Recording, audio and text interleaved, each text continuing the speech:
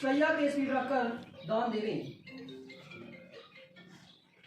ब्राह्मण के चरण को धोकर वस्त्र आदि से पूजन करें और लड्डू, मालपुआ आदि सिद्ध अन्न तथा दूध उसको देना चाहिए। उस समय पुत्र सैया के ऊपर स्वर्ण के पुष्प को स्थापित कर उसका पूजन करके पूर्व कथनानुसार मृत सैया दे। हे विप्र, प्रेत की प्रतिमा युक्त और संपूर्ण सामग्री सहित ये प्रेम सैया मैंने आपको दी है, इस प्रकार कहकर कुटुंबी आचार्य को सैया दे। उसके बाद प्रदक्षिणा करके नमस्कार का विसर्जन करें। इस प्रकार सैया देने से नवकादि श्राद्ध से और वृक्षोत्सर्ग के विधान से प्रेत परम गति को प्राप्त होता है। 11वें दिन विधि से वृक्षोत्सर्ग कर हीन अंग वाले रोगी और बच्चे को छोड़कर सलक्षण विश्व का त्याग करें। जिसकी लाल आंखें, पिंगल वर्ण, सिंह गला तथा खुर लाल, पेट श्वेत, पीठ काली हो, ऐसा विश्व ब्राह्मण को छोड़ना चाहिए। अच्छा चिकना लाल रंग का क्षत्रिय के लिए, पीले रंग का वैश्य के लिए और काले रंग का शूद्र के लिए कहा गया है। जिसके सब अंग पिंगल वर्ण के हों, पूंछ और पैर श्वेत हों, उसको पिंगल कहते हैं। वह पितरों की प्रीति को बढ़ाने वाला, जिस बैल के पैर, मुख और पूंछ श्वेत हों और शेष शरीर लोहे के रंग जैसा लाल हो, उसको नील विषु कहते हैं। जिस बैल का शरीर लाल रंग का हो, मुख तथा पूंछ पांडु वर्ण, कुछ पीला हो, खुर तथा सिंह पीत वर्ण का हो, उस विषु को रक्त नील कहते हैं। जो सब अंग में एक ही रंग हो, खुर और पूंछ पीत वर्ण की हो, उसको नीलपिंड कहते हैं। ये पूर्वजों का उद्धार करने वाला है। जिसका कबूतर के समान रंग हो और माथे पर तिलक हो, उस सर्वांग सुंदर विषु को बभ्रू नील कहते हैं। जिसका सब शरीर नीला हो, दोनों आंखें लाल हो, उसको महानील कहते हैं। नील 5 प्रकार के होते हैं। ये अवश्य ही वृक्षोत्सर्ग में छोड़ने योग्य होते हैं। ये घर में रखने योग्य नहीं है। उसके लिए पुरानी गाथा जनता में प्रचलित है। बहुत से पुत्रों की कामना करनी चाहिए, जिनमें कोई एक भी गया श्राद्ध करे, गोरी कन्या से विवाह करे अथवा नीले बैल को छोड़े, वही पुत्र योग्य है। जो वृषोत्सर्ग करे और गया श्राद्ध करे और अन्य पुत्र विश्वा के समान है। जिसके पितृ रौरवादी नरक में जाते हैं, वृषोत्सर्ग द्वारा उन सबको तथा 21 पीढ़ी तक को गति मिलती है। स्वर्ग में गए हुए पितृ भी निश्चय वृषोत्सर्ग की इच्छा करते हैं कि हमारे वंश में कोई पुत्र वृषोत्सर्ग करेगा, उसके वृषोत्सर्ग से हम परम गति को प्राप्त होंगे। सब यज्ञों में वृष यज्ञ हम सबके लिए निश्चय मुक्ति देने वाला है। अतः पितरों की मुक्ति के लिए वृष यज्ञ करना चाहिए तथा यत्नपूर्वक यथोक्त विधान करें। ग्रहों को स्थापित करके उनका वैदिक मंत्रों से पूजन करें। शास्त्र के अनुसार हवन करें। वृष और गाय का पूजन करें। बछड़ा और बछिया को लेकर उन दोनों को कंगन बांधें और विवाह के विधान से खंभे गाड़ें। वृष और बछिया को रुद्र कुंभ के जल से स्नान करावें। गंध और माला से पूजन करके प्रदक्षिणा करें। दाहिनी ओर त्रिशूल और बाईं ओर चक्र का चिन्ह लगावें। बैल को छोड़कर हाथ जोड़कर ये मंत्र पढ़ें। तुम धर्म हो, प्राचीन काल से ब्रह्मा द्वारा बैल के स्वरूप में बनाए गए हो। इस आपके उत्सर्ग से मेरे पितरों का भव रूपी समुद्र से तारो। इस मंत्र से नमस्कार करके बछवा और बछिया को छोड़ देवें। भगवान सदा उनको वर देने वाले और प्रेत को मोक्ष देने वाला होता है। इस कारण ये वृषोत्सर्ग अवश्य करना चाहिए कि जीवन काल में ही उसका फल प्राप्त होता है। पुत्र रहित पुरुष स्वयं ही इसका विधि पूर्वक पूजन करके सुखपूर्वक परम गति को प्राप्त होता है।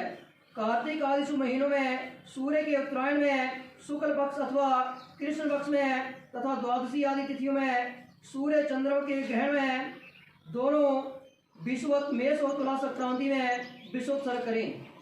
शुभ लगन, शुभ मुहूर्त तथा शुभ देश में सावधान होकर विधि के जानने वाले शुभ युक्त लक्षण ब्राह्मणों को बुलाकर जप, होम तथा दान से देह को पवित्र करें और पहले की तरह हवन आदि सब विधियां करें। शालिग्राम को रखकर वैष्णव श्राद्ध करे, तत्पश्चात अपना श्राद्ध करे और ब्राह्मण को दान दे। हे गढ़ जी, पुत्रवान तथा बिना पुत्र वाला जो कोई इस प्रकार वृषोत्सर्ग करता है उसको वृषोत्सर्ग का सब वांछित फल मिलता है। जो गति वृषोत्सर्ग से होती है वह गति अग्निहोत्र आदि यज्ञों से और नाना प्रकार के दानों से नहीं प्राप्त होती है।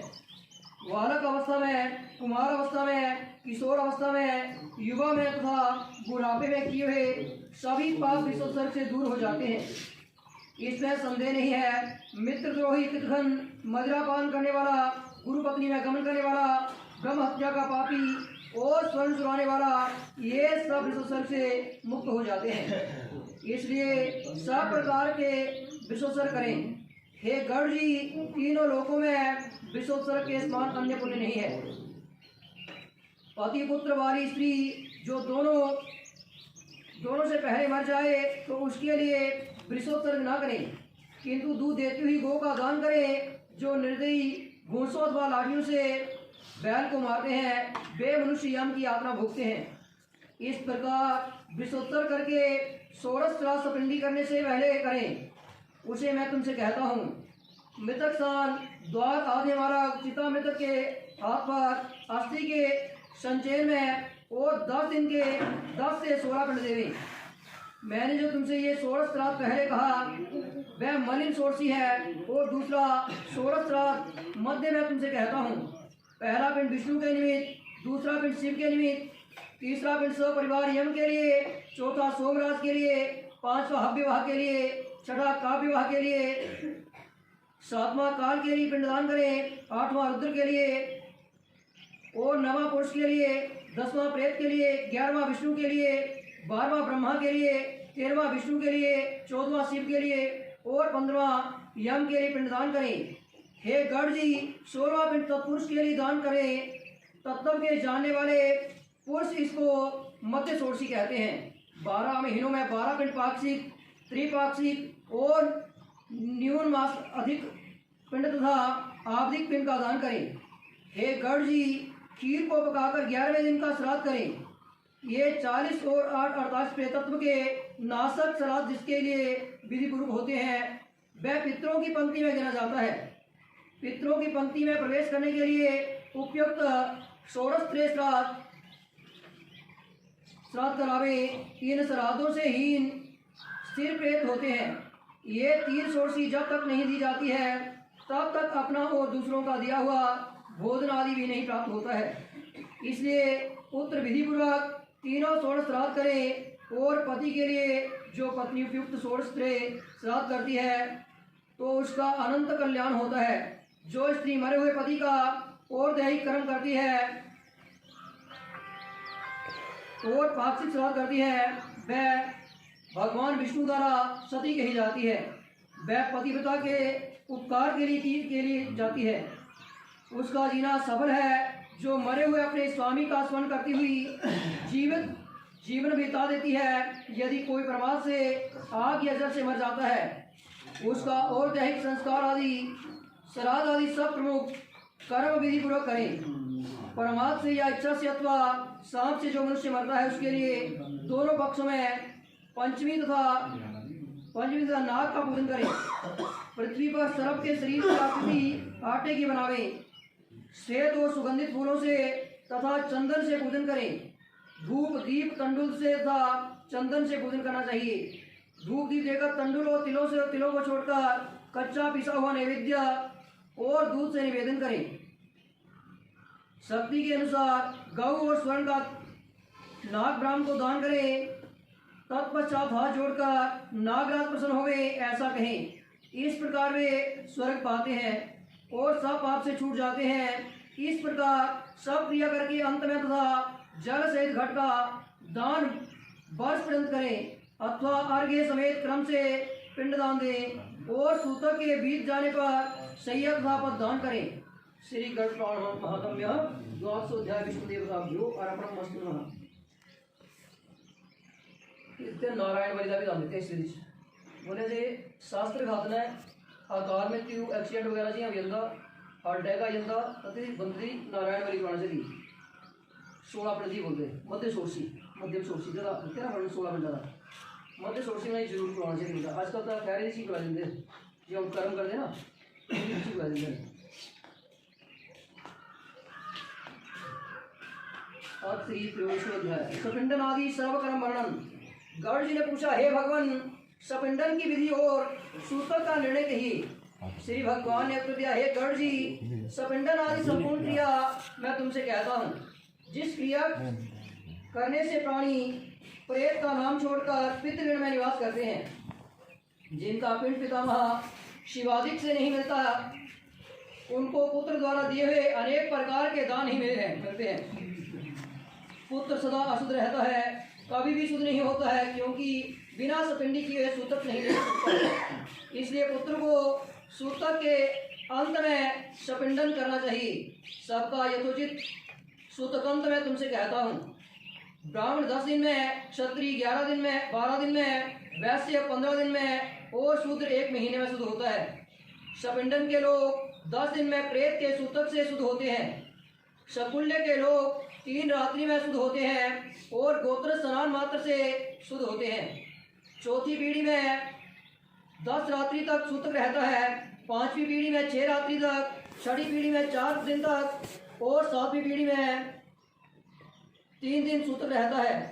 8वीं में 1 दिन, 9वीं में 2 पहर और 10वीं पीढ़ी में स्नान करने से ही मृतक सूतक जन्म सूतक छूट जाते हैं। परदेश में गए हुए की मृत्यु का संवाद सुनते उसके मरने के 10 दिन के भीतर मिले, उस समय 10 दिन में जितने दिन शेष रहे उतना सूतक काल जाना चाहिए।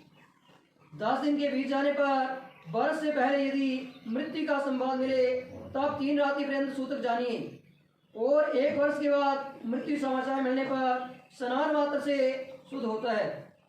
मृतक सूतक में प्रथम 2 भाग बीत जाने के पश्चात यदि दूसरा सूतक लग जाए तो पहले सूतकांत में ही दूसरा सूतक समाप्त हो जाता है। दांत उत्पन्न होने से पहले बालक का देहांत हो तो स्नान मात्र से शुद्धि होती है।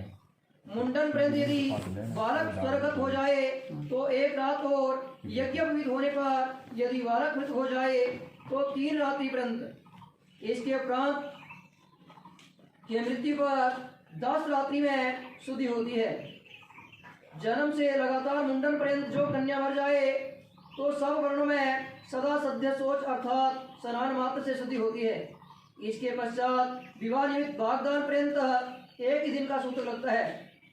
उसके पश्चात बड़ी हुई कन्या का दोनों कुलों में 3 रात्रि का सूतक होता है। भागदान करने पर तो दोनों कुलों में 3-3 दिन का सूतक जानिए, अर्थात 3 दिन का पिता के कुल में और 3 दिन का वर के कुल में सूतक होता है।